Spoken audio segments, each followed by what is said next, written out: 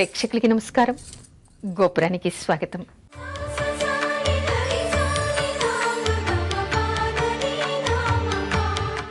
నిత్యాగ్నిహోత్రం ఎందుకు చేసేవాళ్ళు, దానివల్ల వచ్చేటువంటి ఉపయోగం ఏమిటి? పూర్వకాలం కొంతమంది నిష్ఠాగరిష్ఠులు నిత్యం అగ్నిహోత్రం చేసేవాళ్ళు.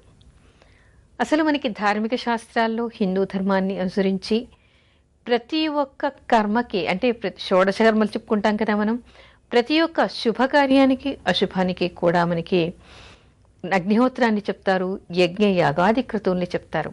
ఏది శాంతి చేయాలన్నా హోమం చేయాలి, యాగం చేయాలి, యజ్ఞం చేయాలి. నిత్యం అగ్నిహోత్రం చేసేవాళ్ళు. అగ్నిహోత్రం చేయకుండా భోజనమే చేసేవాళ్ళు కాదు. అసలు ఎంత ఈ అగ్నితో ఏమిటి పని? ఎందుకు యజ్ఞయాగాది క్రతువులు చేయాలి, హోమాలు చేయాలి, నిత్యం అగ్నిహోత్రం ఎందుకు చేయాలి? ఏమిటి దీనివల్ల ఉపయోగం? ఈ రోజుల్లో అయితే మనం అంతా ట్రాష్ అనుకుంటాం. ఇంట్లో అంతా పొగ నిండుతుంది, మనకి కళ్ళకి మంచిది కాదు, ఒంటికి మంచిది కాదు, పొగ పీల్చడం అనేటువంటి మాటలు మనం మాట్లాడుతూ ఉంటాం. అసలు ఇలాంటిది ఎందుకు చేసేవాళ్ళు అంటే, పొగ నాటి నుంచి వాళ్ళకి తెలియదా? నాడు వైద్యులు లేరా? మరి వాళ్ళంతా కూడా ఎందుకు చేసేవాళ్ళు? దీనిలోని అంతరార్థం ఏమిటి? మనకి ధార్మిక గ్రంథాలు ఏం చెప్తున్నాయి అంటే, నిత్యం మనం తినేటువంటి ధాన్యానికి పునరుత్పత్తిని మనం పోగొడుతున్నాం. ఏదైనా భగవంతుడి సృష్టిలో ఒకటి సృష్టింపబడింది అంటే దానికి పునరుత్పత్తి చేసేటువంటి శక్తి ఉంటుంది. ధాన్యం గింజలకి కూడా మళ్ళీ మొలకేస్తే మనం నాటితే మొలకొస్తుంది. అయితే అలాంటి మొలక రాకుండా దాన్ని దంచి, వడ్లని ఏ ధాన్యానైనా కూడా దంచి పొట్టు తీసి దాన్ని మనం వాడుకుంటూ ఉంటాం. అప్పుడేమవుతుందంటే దానిలో పునరుత్పత్తి శక్తి పోతుంది. దాన్ని పునరుత్పత్తి చేయకుండా మనం ఆహారంగా స్వీకరిస్తున్నాం కాబట్టి దానివల్ల మనకి కొంత దోషం తగులుతుంది అనేటువంటి ఉద్దేశంతో నిత్యం ఆ దోష పరిహారం కోసం మనం ఏది వండుకున్నామో అది అగ్నిలో ఆజ్యంతో కలిపివేయటం, అగ్నిహోత్రుడికి సమర్పించడం, తద్వారా భగవంతుడికి చేర్చడం అనేటువంటి నమ్మకంతో నిత్య అగ్నిహోత్రం చేసేవాళ్ళు. అది పక్కన పెడితే అసలు హోమం వల్ల మనకి ఉండేటువంటి ఉపయోగాల గురించి గొప్ప పరిశోధనలు జరిగాయి. ఏమిటి అంటే, హోమంలో వేసేటువంటిది మనం ప్రత్యేకమైనటువంటి సమిధల్ని వాడతాం. ఏ చెత్తా చెదారం వేసి మనం హోమం చేయం. దానిలో మనం వేసేటువంటి హోమద్రవ్యాలు, ఆ తర్వాత హోమంలో వేసేటువంటి సమిధలు కేవలం ఆవు నెయ్యిని మాత్రమే మనం దీనికి వాడతాం. అయితే దీనికి కొన్ని పరిశోధనలు జరిగాయి. ఈ హోమాల్ని ఎందుకు చెయ్యాలి అనే దాని మీద ఫర్గూసన్ కాలేజ్ వాళ్ళు, బ్యాక్టీరియాలజికల్ డిపార్ట్మెంట్ వాళ్ళు ఒక పరిశోధన చేశారు. తర్వాత రష్యాకు చెందిన వాళ్ళు కూడా కొన్ని పరిశోధనలు చేశారు. జపాన్కి చెందిన వాళ్ళు కొన్ని పరిశోధనలు చేశారు. వీళ్ళంతా తేల్చింది ఏమిటంటే, మనకి ఈ హోమాల వలన వచ్చేటువంటి పొగ వలన, హోమంలో మనం ఏం వేస్తాం? వ్యాధి నిరోధక శక్తిని ఇచ్చేటువంటి గోవు విసర్జకమైనటువంటి పేడతో, అంటే గోమయంతో చేసినటువంటి పిడకల్ని అందులో వేస్తాం. ఆ తర్వాత ఎన్నో ఓషధీ సమిధలు, అంటే ఓషధీ గుణాలు ఉన్నటువంటి ఎన్నో సమిధల్ని మనం అందులో వేస్తాం. అంతేకాకుండా హోమానికి తగినటువంటి సామాగ్రి కూడా హోమానికి ఒక్కో రకమైనటువంటి హోమ సామాగ్రి ఉంటుంది. అవన్నీ కూడా ఓషధీ గుణాలు కలిగి ఉంటాయి. ముఖ్యంగా ఇందులో వేసేటువంటి ఆవు నెయ్యి. ఇవన్నీ కాలిన తర్వాత వచ్చేటువంటి పొగ వలన దాదాపు 800 స్క్వేర్ ఫీట్ పై భాగానంటే ఆకాశంలో చుట్టుపక్కల కూడా అంత మేర కూడా ఈ పొగ ప్రభావం ఉంటుంది. ఆ తర్వాత ఏమిటంటే, ఇక్కడ ఈ నెయ్యి కరిగి పైకి వెళ్ళిన తర్వాత సూక్ష్మ రూపంలో అది ఒక్కొక్క కణంగా మారి మనకి ఉండేటువంటి రోగ నిరోధక శక్తిని పెంచడమే కాకుండా వాతావరణ కాలుష్యాన్ని తీసేయడమే కాకుండా పైన మేఘాల్ని కదిలించి అక్కడ వర్షం పడేలాగా కూడా చేస్తుందిట. అంటే దీనికి వర్షాన్ని కురిపించగలిగే శక్తి, ఆ తర్వాత వాతావరణంలో ఉండేటువంటి క్రిమికీటాదులని నశింపజేసి వాతావరణ కాలుష్యాన్ని తీసేటువంటి శక్తి, అదేవిధంగా మనకి ఆ పొగ పీల్చడం వల్ల ఆరోగ్యం బాగుపడేటువంటి అవకాశం కూడా ఉంది అని చెప్పేసి ఈ పరిశోధనలన్నీ మనకి చెప్తూ ఉన్నాయి. మనకి ఆధ్యాత్మిక గ్రంథాలు చెప్పేదాన్ని బట్టి మనం ఎన్నో దోష నివారణలు చేసుకోవడానికి హోమాలు చేస్తున్నాం అనేటువంటి భావనతో చేస్తున్నాం. కానీ దాని వెనుక ఉండేటువంటి సైన్స్ కూడా చాలా గొప్పది. దీనివల్ల మన ఆరోగ్యం బాగుపడుతుంది, మన చుట్టూ ఉన్నటువంటి వాతావరణం బాగుపడుతుంది, వాతావరణ కాలుష్యం పోతుంది. ఆ తర్వాత పైన మరోటి ఏమిటంటే, మనకి సూర్యరశ్మి నుంచి వచ్చేటువంటి నీల లోహిత కిరణాలు అంటారు. దానివల్ల వచ్చేటువంటి చెడు ప్రభావాన్ని కూడా ఇది తొలగిస్తుంది. ఓజోన్ పొరకి మనకి రంధ్రం పడింది అని చెప్పుకుంటూ ఉంటాం. దానివల్ల వచ్చేటువంటి నీలలోహిత కిరణాల వలన మనకి ఎన్నో లోపాలు ఏర్పడుతున్నాయని కూడా మనకి సైంటిఫిక్గా మనం చెప్పుకుంటున్నాం. అయితే అలాంటి లోపాల వలన వచ్చేటువంటి ఎన్నిటినో కూడా ఇది పరిహారం చేయగలిగేటువంటి శక్తి ఈ పొగకు ఉంది అని చెప్పేసి పరిశోధనలు చెప్తున్నాయి.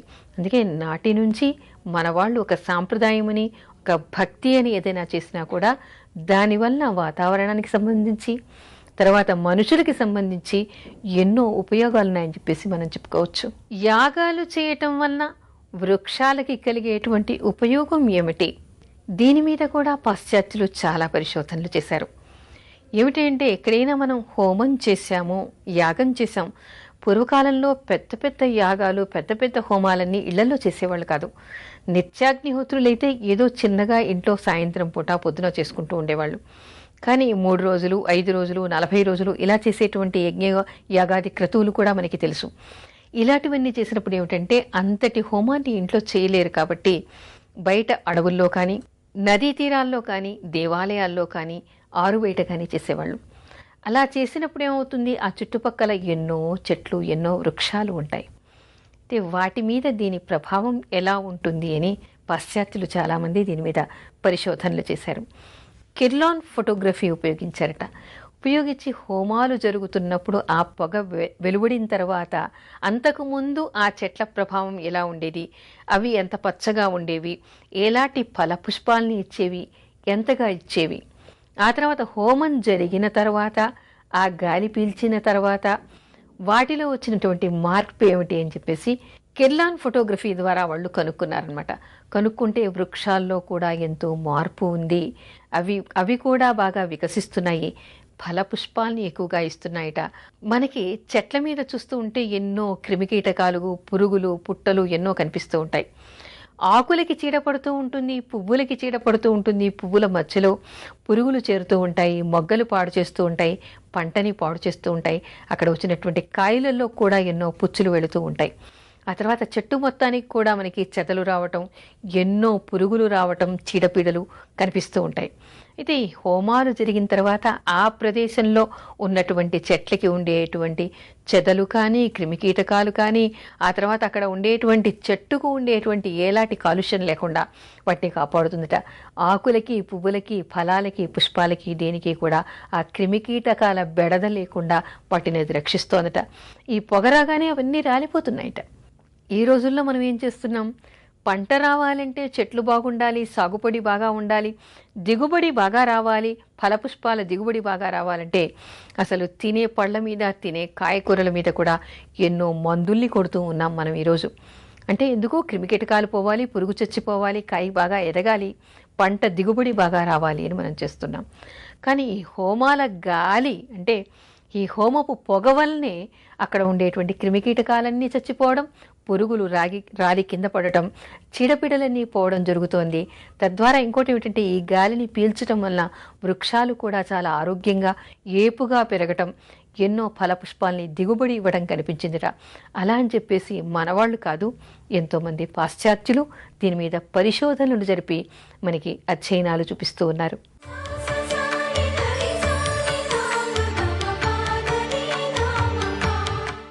మత్తు పదార్థాలకి బానిసలైన వాళ్ళ మీద కూడా ఈ హోమ ప్రభావం ఉంటుందా? దీని మీద కూడా చాలా పరిశోధనలు జరిగాయి. ఏమిటంటే హోమం చేస్తూ ఉన్నప్పుడు ఎంతో ఆరోగ్యం వస్తుంది ఆ పొగ పీల్చడం వలన అని మనం అనుకుంటూ ఉన్నాం. ఆ పొగ పీల్చడం వల్ల ఆస్మా లాంటివి కానీ, లోపల ఉన్నటువంటి ఎన్నో జబ్బులు పోతాయని, వాతావరణ కాలుష్యం పోతుందని, ఆ తర్వాత చెట్లకు కూడా ఉపయోగం అని చెప్పేసి మనం తెలుసుకున్నాం. అంతేకాదు మత్తు పదార్థాలకి బానిసలైన వాళ్ళకి కూడా ఇది ఎంతో ఉపయోగం అని చెప్పేసి పరిశోధనలు తెలుస్తున్నాయి.